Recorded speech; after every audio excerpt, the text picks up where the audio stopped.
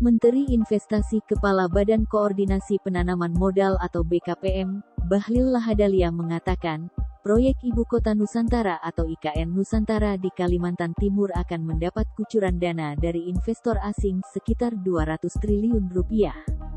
Angkanya tidak mengecewakan. Artinya bahwa minimal 200 triliun rupiah itu akan kita bisa wujudkan dalam pembangunan proyek IKN di tahap pertama, katanya dalam konferensi pers realisasi investasi Triwulan 3, melalui kanal YouTube Kementerian Investasi, Senin, tanggal 24 Oktober tahun 2022, dilansir dari kompas.com.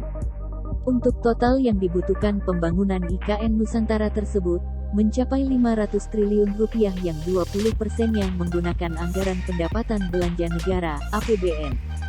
Adapun negara yang tertarik berinvestasi di IKN Nusantara yaitu Uni Emirat Arab, China, Korea Selatan, dan Taiwan, serta beberapa negara Eropa.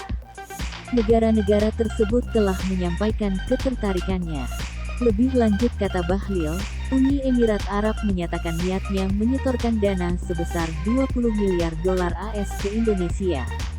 Dana tersebut termasuk untuk investasi di proyek Ibu Kota Negara yang baru. Kami targetkan 2023 ini, ada secercah harapan karena mereka investor asing akan masuk di IKN. IKN itu gede sekali dana proyeknya. Yang sudah oke mereka akan masuk di IKN, dan beberapa investasi sektor yang lainnya ada yang masuk dari China, kemudian Korea, Taiwan beberapa negara Eropa pun dan mereka sudah menyampaikan penawarannya kepada kami, ucapnya. Dirinya pun optimis, pada 2024 nanti, keinginan Presiden Joko Widodo, Jokowi, ingin mengadakan upacara peringatan tanggal 17 Agustus di IKN dapat terwujud. Kementerian Investasi Kemeninvest dipercayakan untuk menggodok rancangan peraturan pemerintah RPP terkait insentif bagi investor yang ingin menanamkan modalnya untuk usaha di IKN Nusantara.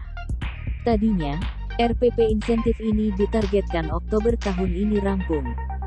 Namun, Bahlil akui masih butuh waktu tambahan untuk menyelesaikannya. Untuk insentif IKN, kita lagi bahas sekarang RPP-nya lagi dibahas sama Presiden. Seharusnya selesainya di bulan Oktober ini. Kebetulan PP untuk insentif itu komandannya di Kementerian Investasi, jadi sekarang lagi dibahas. Kasih kami nafas sedikit. Insya Allah saya akan kejar untuk targetnya, ungkapnya. Sebelumnya, Presiden Joko Widodo mengatakan, peluang investasi di Ibu Kota Nusantara terbuka lebar. Namun, menurutnya, ada penawaran harga berbeda untuk investasi di kawasan inti IKN. Investasi di IKN terbuka lebar, mau di mana, di sebelah mana. Di kawasan inti, ya harganya beda. Financial Center, Healthcare Center, Education Center.